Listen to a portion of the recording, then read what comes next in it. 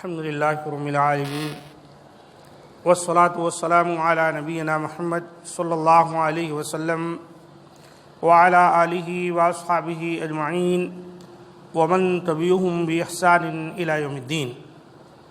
وعن ابی ہریرہ رضی اللہ تعالی عنہ عن النبی صلی اللہ علیہ وسلم قال ان العبد لیتکلم بالکلمۃ من رضوان اللہ تعالی ما یلقی لها بالا یرفعہ اللہ بها درجات وإن العبد لیتکلم بالکلمۃ من سخط اللہ تعالی لا یلقی لها بالا یہوی بها فی جہنم۔ حضرت ابو ہریرہ رضی اللہ تعالیٰ عنہ سے مروی ہے، نبی کریم صلی اللہ علیہ وآلہ وسلم نے فرمایا، بندہ اللہ کی رضامندی کی بات کرتا ہے، اس کی طرف اس کی توجہ بھی نہیں ہوتی، لیکن اللہ تعالیٰ اس کی وجہ سے اس کے کئی درجے بلند فرما دیتا ہے۔ اور بندہ اللہ تعالیٰ کی ناراضی والی بات کرتا ہے، جس کی طرف اس کا دھیان بھی نہیں ہوتا، لیکن اس کی وجہ سے وہ جہنم میں جا گرتا ہے۔ اس حدیث کو امام بخاری رحمۃ اللہ علیہ نے روایت کیا ہے۔ اس حدیث سے یہ بات معلوم ہوئی، کبھی کبھی ہماری زبان سے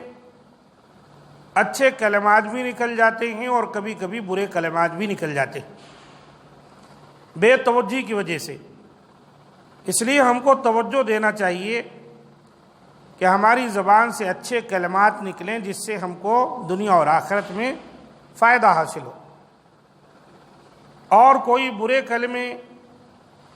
اور ایسی باتیں زبان سے نکلیں جس سے ہماری دنیا اور آخرت دونوں برباد ہو جائے، تو اس سے ہم کو گریز کرنا چاہیے۔ دیکھیں، ایک کلمہ ہی ہے، ایک شخص اپنی زبان سے نکالتا ہے، وہ اللہ تعالیٰ کو ناراض کرنے والا کلمہ ہوتا ہے، بس اسی کی وجہ سے وہ یہوی بہا فی جہنم، اسے تو کوئی پرواہ نہیں کہ اس نے اپنی زبان سے کیا کہا، کوئی فکر نہیں، لیکن اس کی وجہ سے وہ جہنم کے کھائی میں جا گرتا ہے۔ وعن ابی عبد الرحمن بلال بن الحارث المزنی رضی اللہ عنہ ان رسول اللہ صلی اللہ علیہ وسلم قال ان الرجل لیتکلم بالکلمۃ من رضوان اللہ تعالی ما كان يظن ان تبلغ ما بلغت يكتب الله له بها رضوانه الى يوم يلقاه وان الرجل يتكلم بالكلمة من سخط الله ما كان يظن ان تبلغ ما بلغت يكتب الله له بها سخطه الى يوم يلقاه۔ رواہ مالک فی الموطأ والترمذی وقال حدیث حسن صحیح۔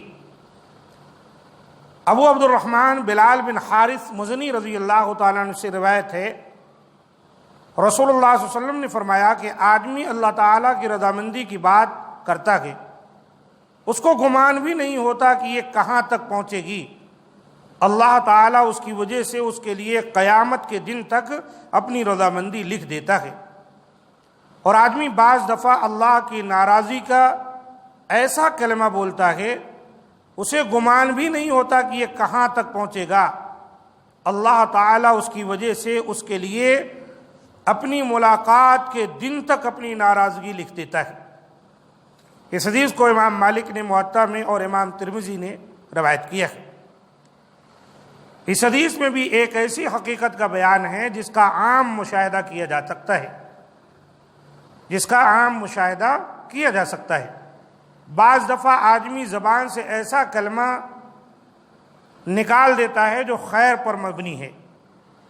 یعنی کلمہ خیر ادا کرتا ہے، جس سے کسی کا دل خوش ہو جاتا ہے یا اس کی اصلاح ہو جاتی ہے، یا وہ ظلم و معصیت کے ارادے سے باز آ جاتا ہے،